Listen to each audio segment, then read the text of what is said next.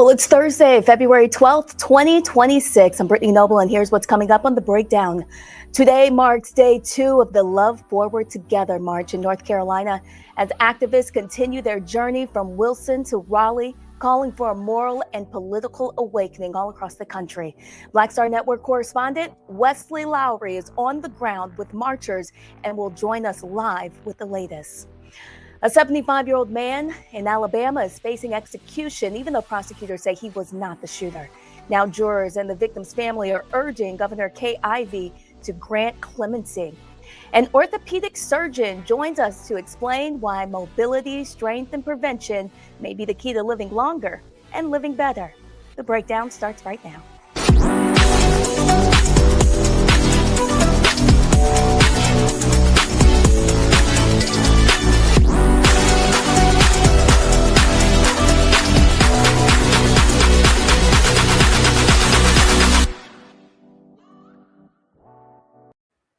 Well, the House has narrowly passed the Save America Act, and the bill is now headed to the Senate.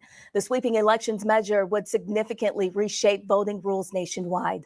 The legislation passed Wednesday by a 218 to 213 vote, with Republicans unanimously in favor. Texas Congressman Henry Culler was the only Democrat to support the bill. If enacted, the Save America Act would require Americans to provide documentary proof of U.S. citizenship in order to register to vote in federal elections. The bill would also mandate photo identification for in-person voting and tighten rules surrounding the mail-in ballots. House Minority Leader Hakeem Jeffries criticized this legislation, saying it was designed to suppress voter turnout rather than protect election integrity. Well, the Trump administration says it's ending its immigration crackdown in Minneapolis. Border Czar Tom Homan announced the administration is shutting down Operation Metro Surge, a federal immigration enforcement effort that brought roughly 3,000 immigration agents into the Minneapolis area. That's nearly 5 times the size of the city's police force. Homan said the operation is ending due to what he called successful enforcement efforts in coordination with local law enforcement. This announcement comes just weeks after federal authorities shot and killed 2 U.S. citizens during enforcement activity. The Department of Homeland Security says more than 4,000 undocumented immigrants have been apprehended since the operation began in November. The survivors and victims' families of a racist mass shooting will get $1.75 million from Mean Arms. That's a Georgia gun accessory maker. That shooting killed 10 Black people at a Tops Friendly Market in Buffalo, New York back in 2022. The settlement also comes with the halt of selling the device in New York. The lawsuit filed by New York Attorney General Letitia James covers claims from various victims' families and survivors at the supermarket. They also reached agreements to resolve their own separate suits against the gunman, Peyton Grendon's family, and a Vintage Firearms LLC gun seller. The claims against Mean Arms focus on an item that locks a magazine onto a rifle. The lock is supposed to keep people from swapping high-capacity magazines, which are illegal in New York. A 75-year-old man in Alabama is facing execution, even though the state admits he did not commit the killing. Charles Sonny Burton has been on death row for more than 30 years for his role in the 1991 AutoZone robbery in Talladega, where customer Doug Battle was shot and killed. Prosecutors say Burton was outside the store when the shooting happened. The gunman, Derek DeBruce, later had his death sentence reduced to life in prison, but Burton remains on death row. Now, Alabama Supreme Court has cleared the way for Burton to be executed by nitrogen gas. Battle's daughter and several jurors are urging Governor Kay Ivey to grant clemency, calling the case a major question of fairness and justice. The family of 41-year-old Jean Wilson Brutus says the healthy Haitian asylum seeker died after spending 24 hours in custody at the Delaney Hall ICE Processing Center in Newark, New Jersey. In a news release, U.S. Immigration and Customs Enforcement described Brutus as a 41-year-old criminal illegal alien from Haiti. The agency says he passed away on December 12th from suspected natural causes. Brutus's family disputes that characterization and says he was in good health before being detained. The detention facility where Brutus was held has faced criticism in the past over conditions for detainees. Cory Booker publicly called out the center last year on Facebook over concerns about the detainee treatment. And the Trump administration is terminating $600 million in CDC grants for HIV and STD prevention programs, as well as HIV surveillance. A Department of Health and Human Services spokesman told ABC News that the cuts will impact funding in California, Colorado, Illinois, and Minnesota, saying the grants are ending because they do not reflect agency priorities. The terminations include funding for HIV surveillance in Los Angeles County, expanded access to PrEP for Black cisgender women, and STD research efforts in the city of Chicago. The cuts are raising concerns, especially since President Trump launched a federal initiative in 2019 aimed at ending the HIV epidemic in the United States by 2030. Gene Simmons has strong opinions about who belongs in the Rock and Roll Hall of Fame. The Kiss rocker is not backing down from his beliefs that the organization should not induct hip-hop stars. His group was inducted in 2014, 2 years after Ice Cube earned a spot in the institution as part of the rap group NWA. Well, the singer says the genre doesn't speak language. He made the comments on Legends and Leaders podcast, explaining that he thinks critics and official musical institutions can't be trusted to determine a band or artist's relevance when he brought up the Rock Hall as an example. Simmons went on to say he mentioned this many times in print and even briefly stated he's not from the ghetto. It's not my music. I don't come from the ghetto. It doesn't speak my language. And I said in print many times, hip hop does not belong in the Rock and Roll Hall of Fame, nor does opera, symphony orchestras. How come the New York Philharmonic doesn't get the Rock and Roll? Because it's called the Rock and Roll Hall of Fame. But he shot back and said, no, it's the spirit of rock. Okay, fine. So Ice Cube and Grandmaster Flash and all these guys are in the Rock and Roll Hall of Fame. I just want to know when Led Zeppelin's going to be in the Hip Hop Hall of Fame. Oh, you can't do that. Oh, really? No. Music has labels because it describes an approach. By and large, rap, hip hop, it is a spoken word art. And you put, beats in back of it and somebody comes up with a musical phrase, but it's verbal. Ice Cube and I had a back and forth, and, he's a bright guy and I respect what he's done. A hidden safe house, once used by the Underground Railroad, has been discovered inside one of New York City's most well-known historic museums, the Merchant's House. The landmark was once a residential home, later preserved as a historic site in 1936, showcasing what life looked like for a wealthy family in the late 1800s. But behind a row of bedrooms on the second floor, researchers uncovered a vertical passageway believed to have been used by freedom seekers traveling in a secret during slavery. Historians say the discovery adds new evidence of how enslaved Africans escaped bondage, often with the help of both Black and white abolitionists. The Underground Railroad was a hidden network of safe houses and secret routes that helped guide people from the slavery legalized South to freedom in northern states. Coming up, the Black Star Network's Wesley Lowery has live coverage of the Love Forward Together March. That's a multi-day movement calling for political change and awakening in North Carolina. We'll go to him after the break. Remember, for more news headlines and in-depth coverage 24 hours a day, please visit the Black Star Network, your source for stories that matter to our community. We'll be right back. You're watching The Breakdown with Brittany Noble on the Black Star Network.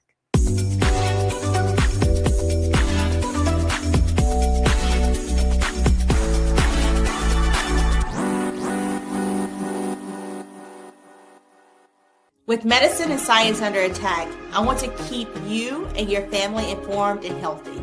I'm Dr. Ebony Hilton, and I knew at the age of 8 that I wanted to be a doctor. So I studied hard and became the first African-American female anesthesiologist hired at the Medical University of South Carolina since its opening in 1824. And I always say I was made into a doctor, but I was born to be a mom. And as a new mom, wife, sister, daughter, and friend, I understand how frightening a medical crisis can be. I care for individuals on some of the worst days of their lives, and it's my mission to provide you with a safe space to gain clarity on issues affecting your mind, body, and soul. I recognize that there are health disparities, particularly as it pertains to race, and I want to help bridge the gap between you and your healthcare providers. Join me every Thursday for Second Opinion on the Black Star Network, where each week I'll invite experts from various medical fields to share the latest health news. We'll discuss topics such as the vaccine debate, mental and sexual health, medical bias, infertility, menopause, andropause, nutrition, and aging. Together with my medical colleagues, we aim to provide you with a second opinion. Don't miss it, Thursdays only on the Black Star Network.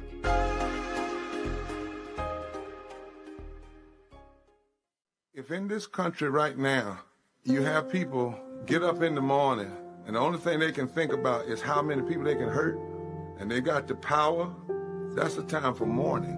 For better or worse, what makes America special, it's that legal system that's supposed to protect minorities from the tyranny of the majority.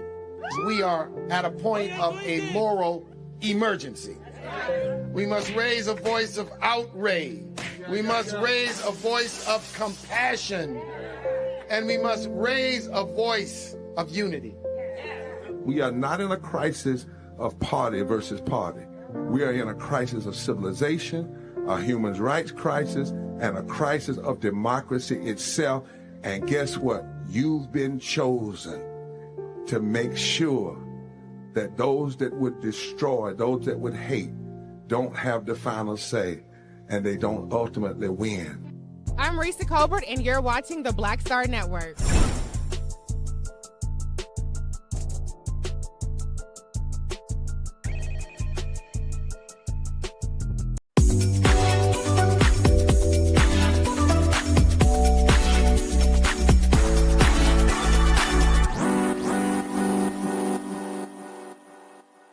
They said the quiet part out loud. Black votes are a threat, so they erased them. After the Supreme Court gutted the Voting Rights Act in 2013, Republican legislatures moved fast. New voter ID laws, polling place shutdowns, purges of black voters from the rolls. Trump's Justice Department didn't stop it, they joined in. In 2018, his DOJ backed Ohio's voter purge system, a scheme that disproportionately erased black voters. Their goal, erase black votes and political power. Yeah, that happened. These are the kinds of stories that we cover every day on Roland Martin Unfiltered. Subscribe on YouTube and download the Black Star Network app. Support fact-based independent journalism that centers African Americans and the issues that matter to our community.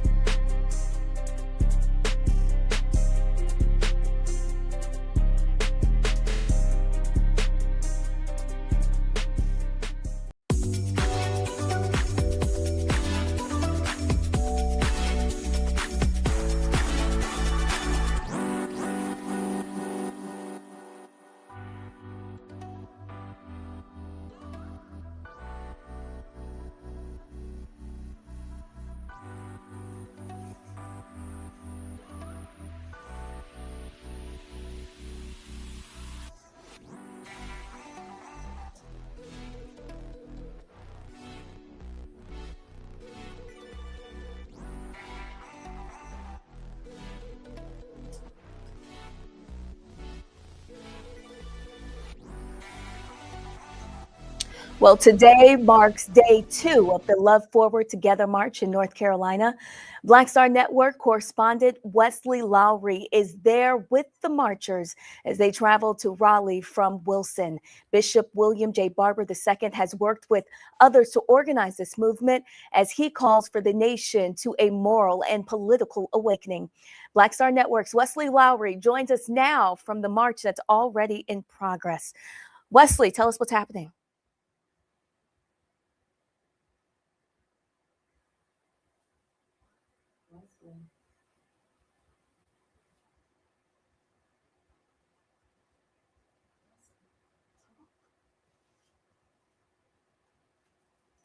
Well, as we can see, the march there is already underway. I can hear Wesley a little bit now. Can you hear me, Wesley?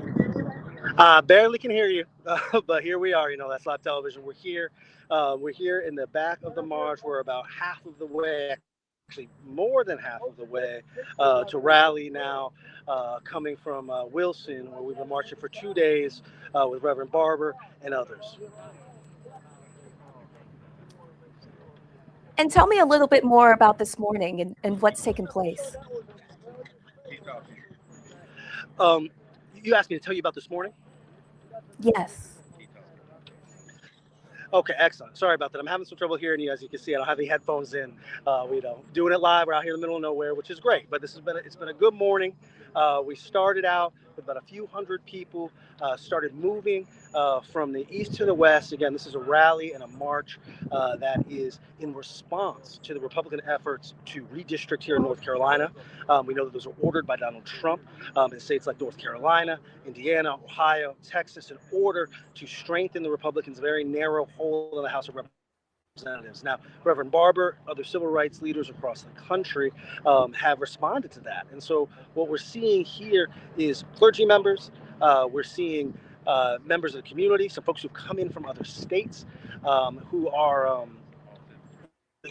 have responded to these calls and have showed up demanding something different. And so what we're going to see is we're going to continue marching for another maybe hour today. Then tomorrow, there's going to finish the march to Raleigh. And then on Saturday, there's going to be a big rally and conversation where Reverend Barber and others are going to give a call to action where they ask for people to continue demonstrating and resisting what have been the Trump administration's efforts to disenfranchise Black voters. And Wesley, are you finding that more people are joining you on this march? I know you've been there since yesterday. Of course, and so we are seeing people who are joining in. We're seeing people who are sometimes coming in from outside, folks who are joining from their homes or from local businesses, people who are driving to different points on the march and joining in and driving in. So it's been excellent. It's been great. But yes, we're seeing momentum picking up day over day.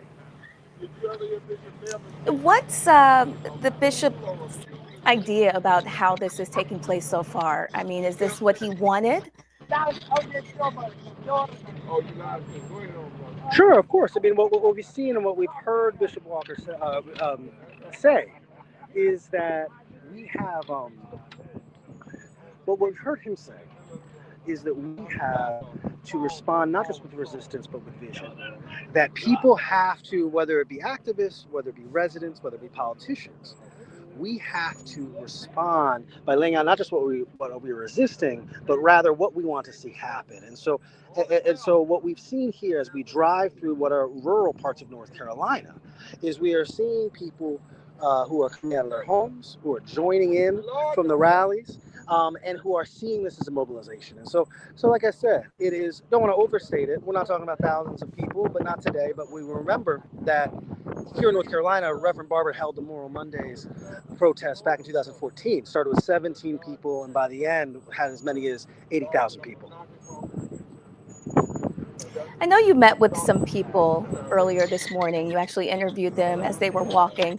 Tell me a little bit about the people you talked with and what their thoughts are. Of course. Well, we talked to some folks who are long-time North Carolina residents, who said that they want to leave a better state and a better country for their grandchildren and children. We talked to some people who've come in from out of town, who said they wanted to rally around what's happening here with regard to redistricting. And then, of course, we've talked to some young people, folks who have been moved and want to find a way to channel their political energy into action. What we're seeing ICE and virtual deployed in cities across the country, as well as when we have calls from clergy, folks to take the streets and, of course, to register for votes. Now, all of this here in North Carolina is linked to the beginning of early vote registration and early voting, right? And so we see additional mobilization in part because of the call to action. Well, what about the people in the neighborhoods? Has there been any response to this massive march happening right now? Yes. As I said, we've seen some people who are coming out of their homes. We passed a few elementary schools and houses of worship in which people have come out. Of course, sometimes as we on 2-lane roads, 4-lane roads are passing people. Sometimes there are folks honking, waving. Now, you never know, right? as you know, some of the people you're going to be passing in this might just be coming to spectate, pulling their phones out to see what's happening. You never know their policy or not. But it is very clear as we work our way through these parts of Carolina that this is drawing attention and is mobilizing people as well. And tell us a little bit more about the Mass People's Assembly on Valentine's Day. For those people that may want to participate in the event, what can you tell us about it? I'm sorry, can you repeat that? Yeah, tell us a little bit more about the event. This is all leading up to the Mass People's Assembly on February 14th. For those people at home that may want to participate in it, can you tell us a little bit more about what it may be like? Absolutely. Thank you, Brittany. And like I said, apologies for when I'm not here. And we're moving. We're rural North Carolina. We're just making it as we go. It's going to be a massive rally at the State House. That again is going to be an event that is pegged to registering voters, getting out early voting, as well as giving a clear call to action. Right? That what if you are at home who is concerned about what is happening, whether that be with ICE, whether that be with the Trump administration, whether that be with redistricting, the aim is to create protest, demonstration, have people's voice be heard, but also to give them specific things that they can do. And so Reverend Barber said there's 7 specific things, but one thing I always say is that when you talk about protest, when you talk about rally, when you talk about demonstration, you are always creating community. People are coming out, they're meeting people they didn't know, they're finding ways to pool resources. And so that you have what's happening today, but then what we also have is is folks who are being asked to put 5 people in a group text message and have them come meet us in Raleigh on Saturday. And so it's going to be very interesting to see how many people show up and what the message is. I also think it's interesting as we look at the video today that there are people there from all different backgrounds coming together and walking and marching together. Absolutely.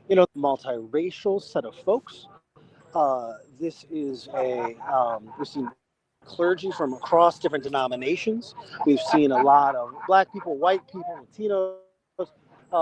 It really is and as I said, we're moving through a pretty rural part of North Carolina here. We're in between the cities, right?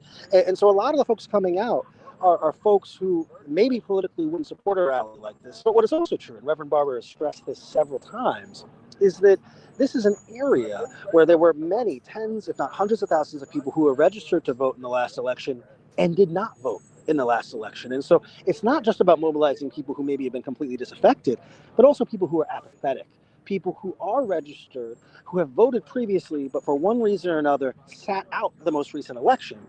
This is giving them a call to action to say, look, if you don't like what's going on, you need to show up come the midterms.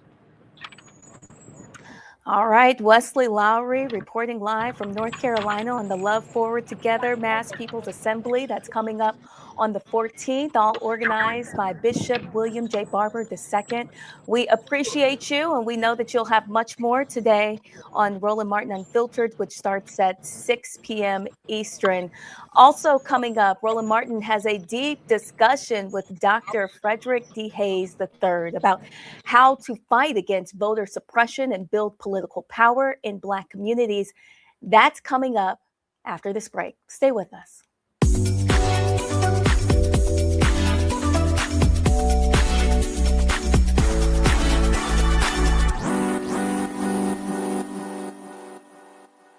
They said the quiet part out loud. Black votes are a threat, so they erased them. After the Supreme Court gutted the Voting Rights Act in 2013, Republican legislatures moved fast. New voter ID laws, polling place shutdowns, purges of Black voters from the rolls. Trump's Justice Department didn't stop it, they joined in. In 2018, his DOJ backed Ohio's voter purge system, a scheme that disproportionately erased Black voters. Their goal, erase Black votes and political power. Yeah, that happened. These are the kinds of stories that we cover every day on Roland Martin Unfiltered. Subscribe on YouTube and download the Black Star Network app. Support fact-based independent journalism that centers African Americans and the issues that matter to our community.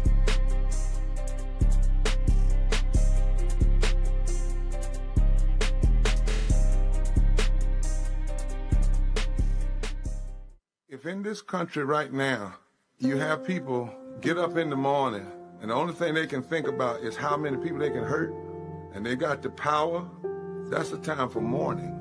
For better or worse, what makes America special, it's that legal system that's supposed to protect minorities from the tyranny of the majority.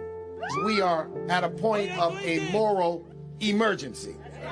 We must raise a voice of outrage.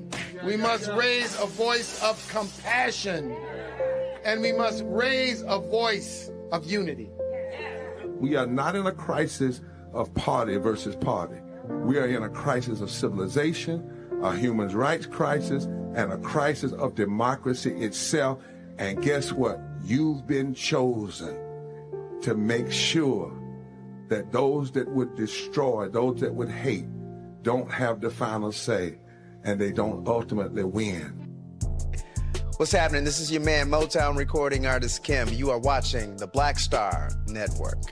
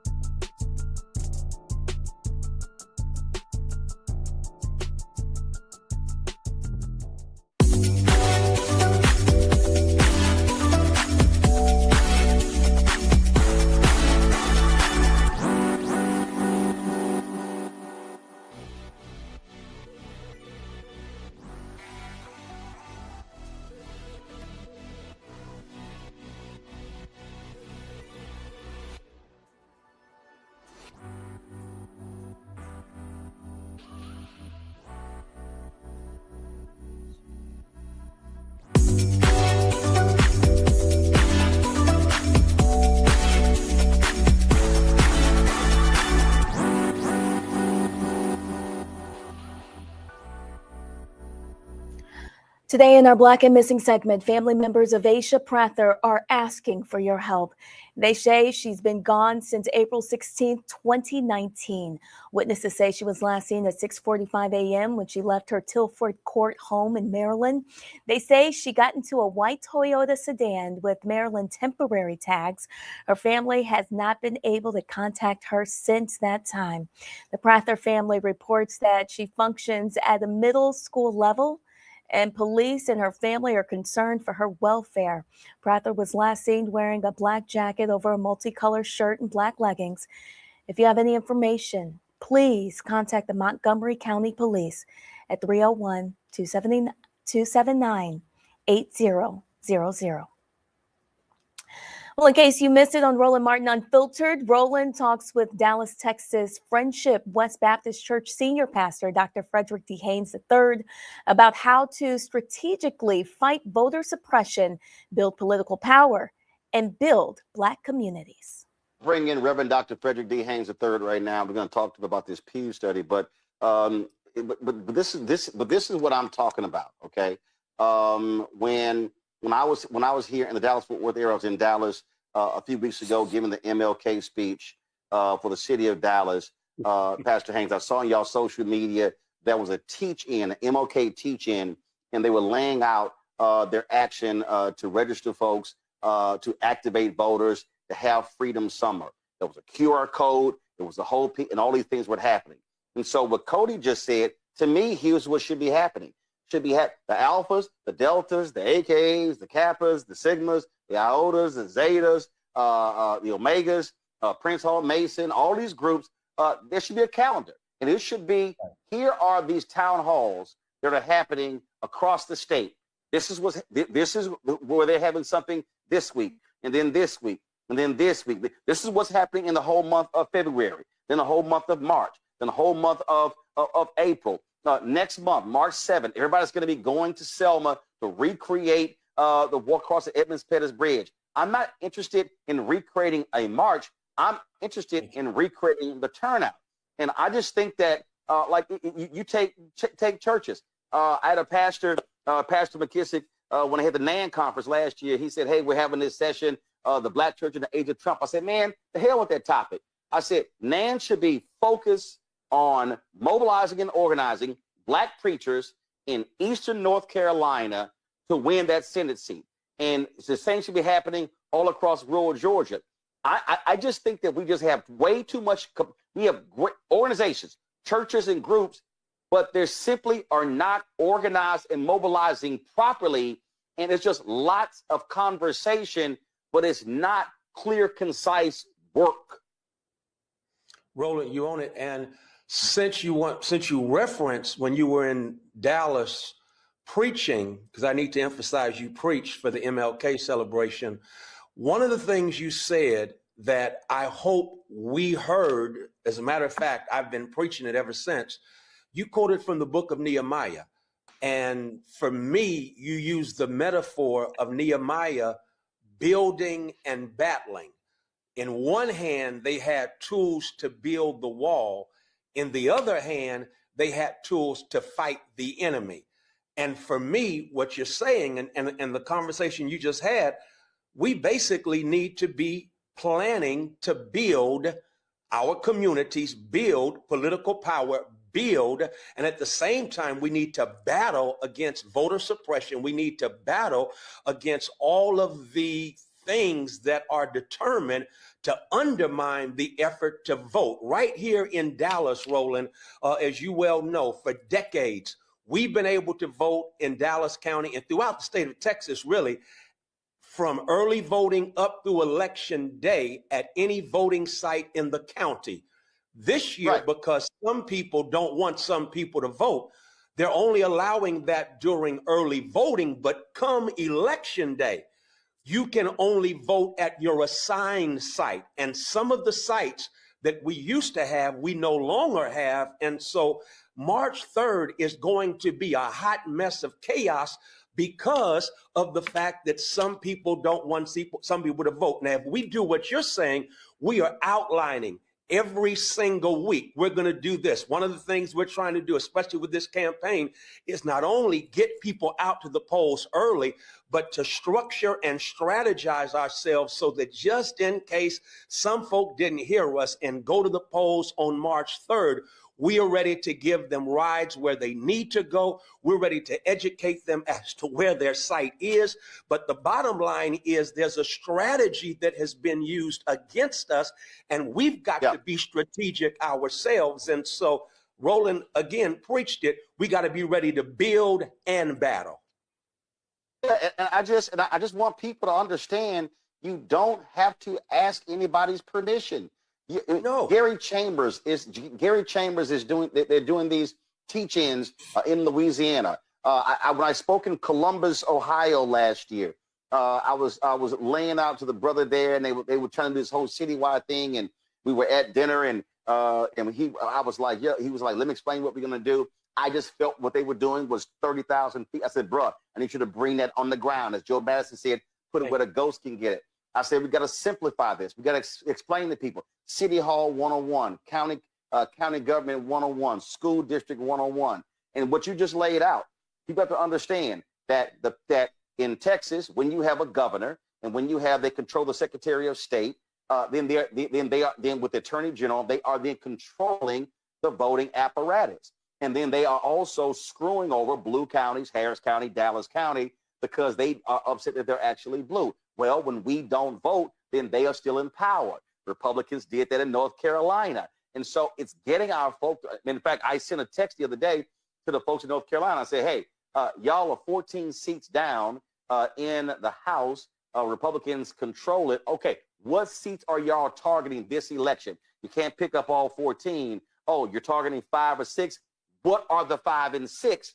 And then what are you focused on in the next election?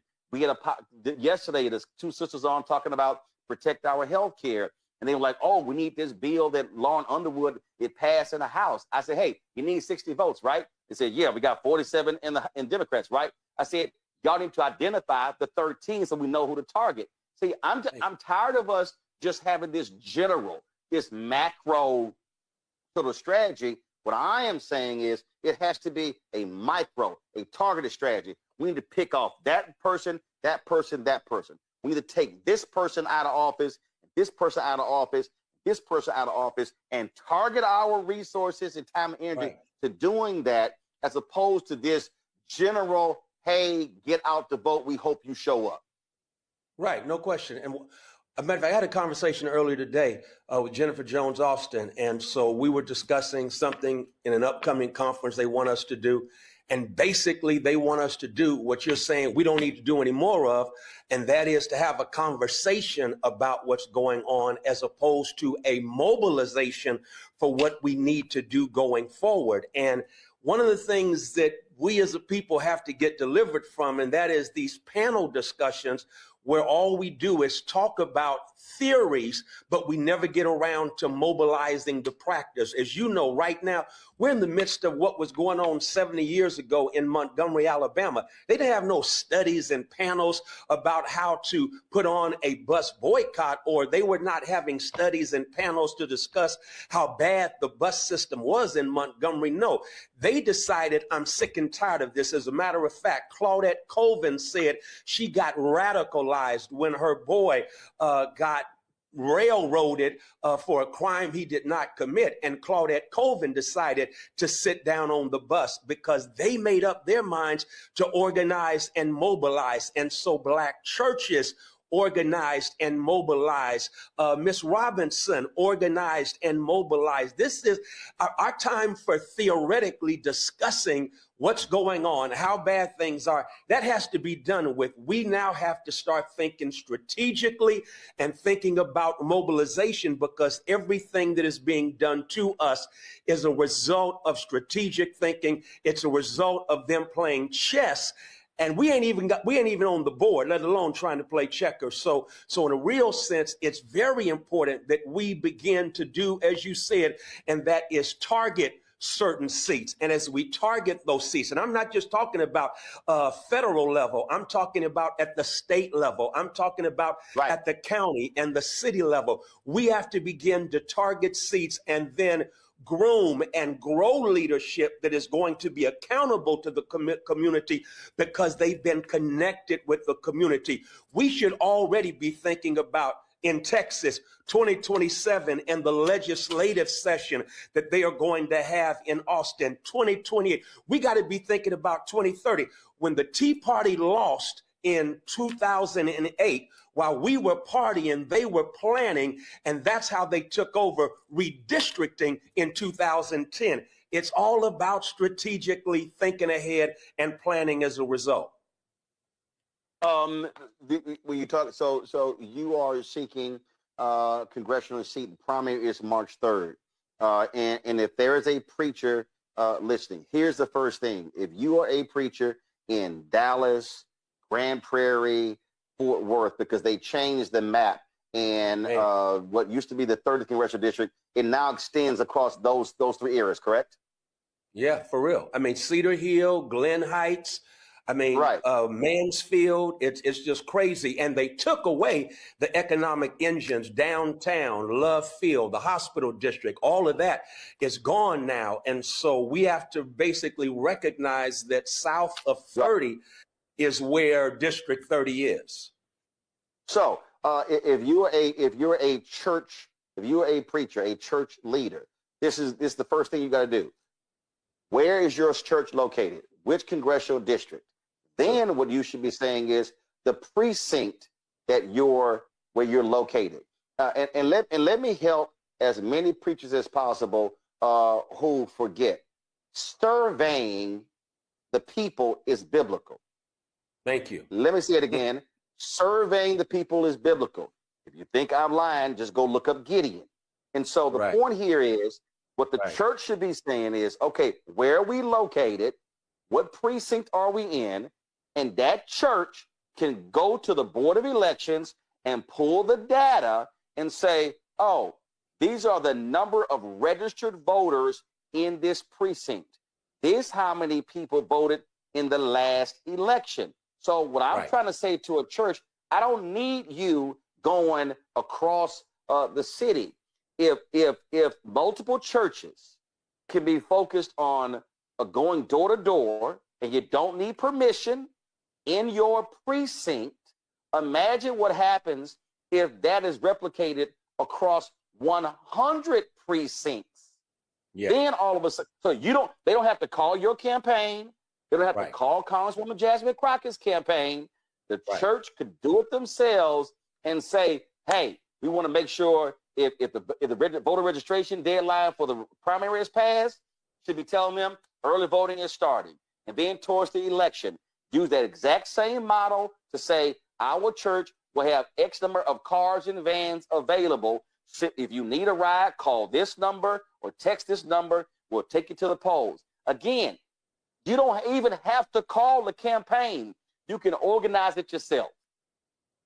You can organize it yourself. And then, Ro, I want to add this to it, and that is because they're trying to be so slick in the state, we have to stay on top of up until the very last minute where the precincts are, where the voting locations are. That's what we're doing here.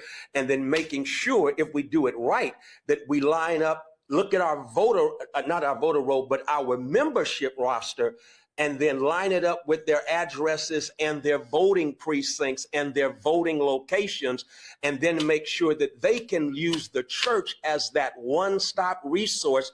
This is where I need to go if I wait until March 3rd, but this is where I can go within the confines of the county where I live if I go ahead and vote early. And again, every one of my colleagues, I hope we're pushing every voter to vote early. Absolutely. We were going to talk about something else, but I ain't care about them white evangelicals. We talking about how do we mobilize and organize our people. Come on. And that's really what this is about. And again, folks, the Texas primary is March 3rd. North Carolina is also March 3rd. So wherever you are listening, I need you to look at your state, and you need to find out when the primary is in your state. Carol in the control room, tomorrow, I need y'all to pull a list and we need to lay out the primaries that are in March. We need the dates, the primaries that are in April, in May, so we can let folks know that because again, I'm sick and tired of Black people undervoting and not maximizing our capacity.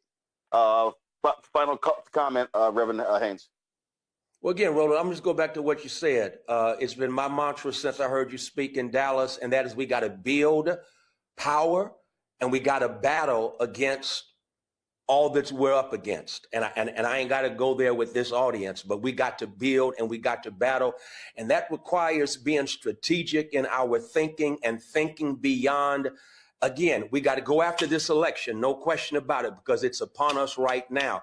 But Roland, right after this election, we got to start thinking about 27, 28, 29, 30, and beyond. It's all about the chess game now.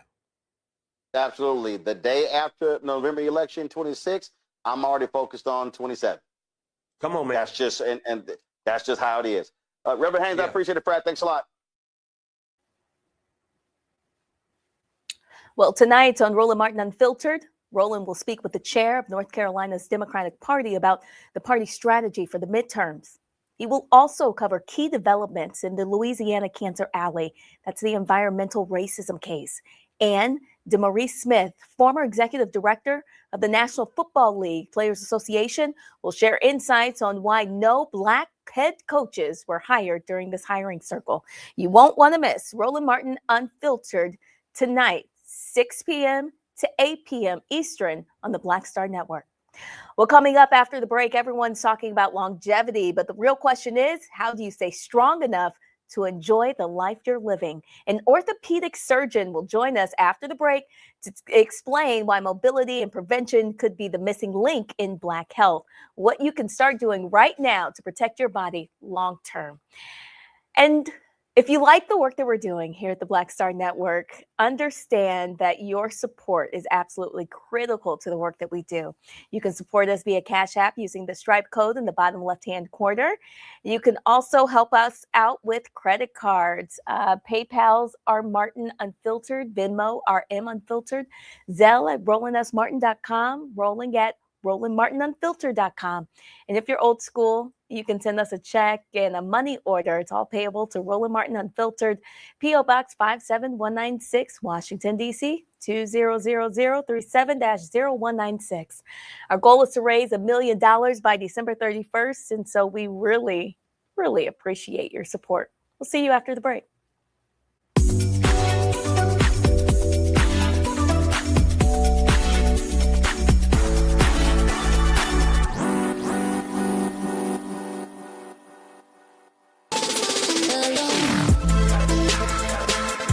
Hey y'all, welcome to The Other Side of Change, only on the Black Star Network and hosted by myself, Rhea Baker, and my good sis, Jamira Burley. We are just two millennial women tackling everything at the intersection of politics, gender, and pop culture. And we don't just settle for commentary. This is about solution-driven dialogue to get us to the world as it could be and not just as it is. Watch us on the Black Star Network, so tune in to The Other Side of Change.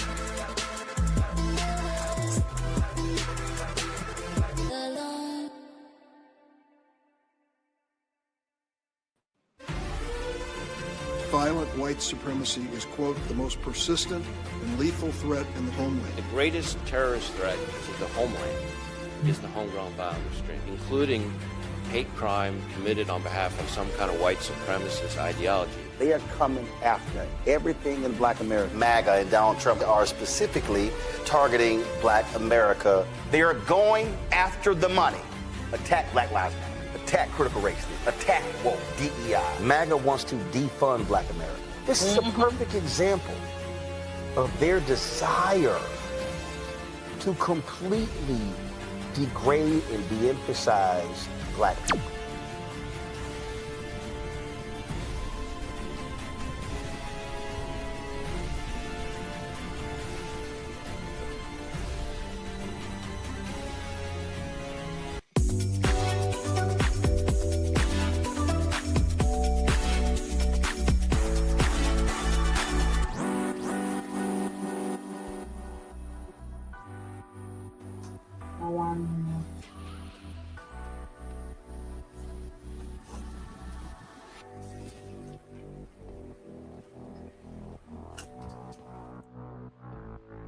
Yeah, that's all.